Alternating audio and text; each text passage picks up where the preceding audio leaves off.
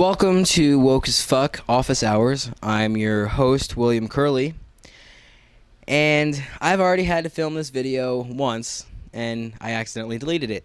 So, this isn't going to be as good as the first one. But I'd like to talk today about Trump's tax plans.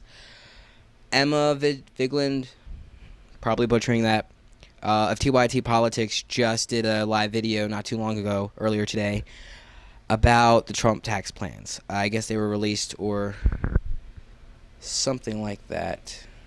She was talking about them in relation to the Bush tax cuts and how they're basically Bush tax cuts on steroids.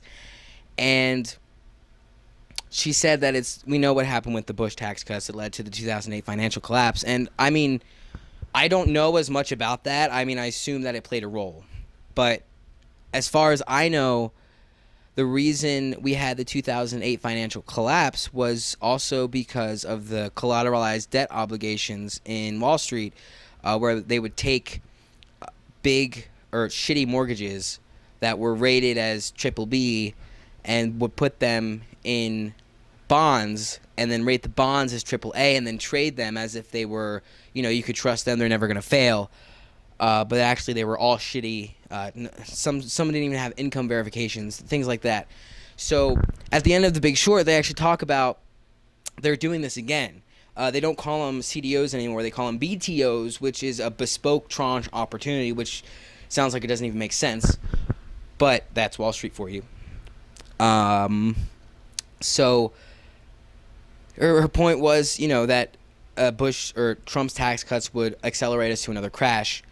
And my point is that we're already on our way to a crash because of these bespoke tranche opportunities.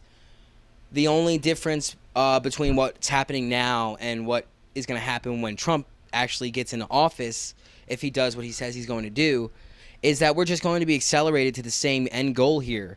It's just how fast are we going to get there?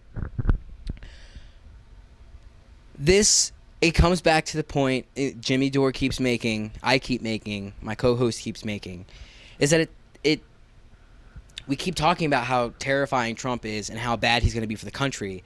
But what we don't realize is that the Democrats have been doing the same thing, just slower and less in your face. And it's like when people talk about Republicans voting against their own interests by voting for Republicans. The Democrats are doing the same thing now.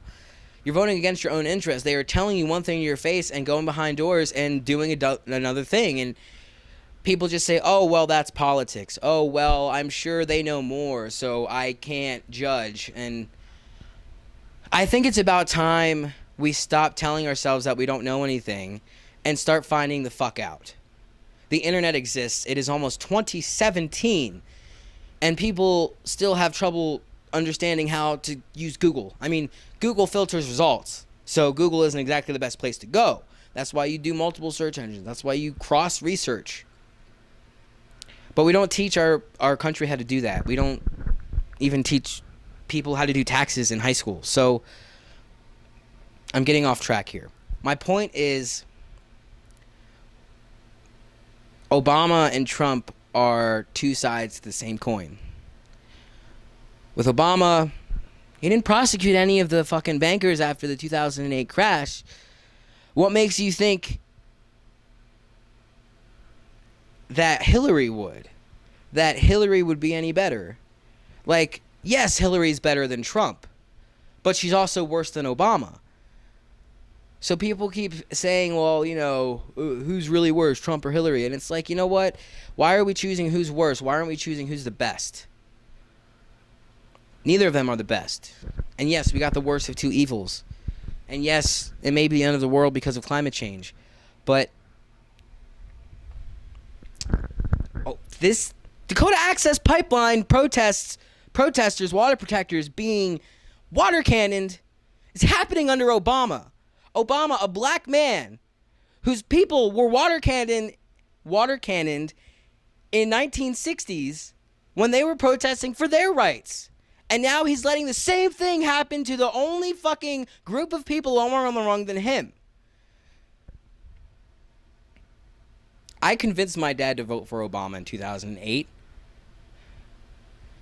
And I feel dirty every day because of it.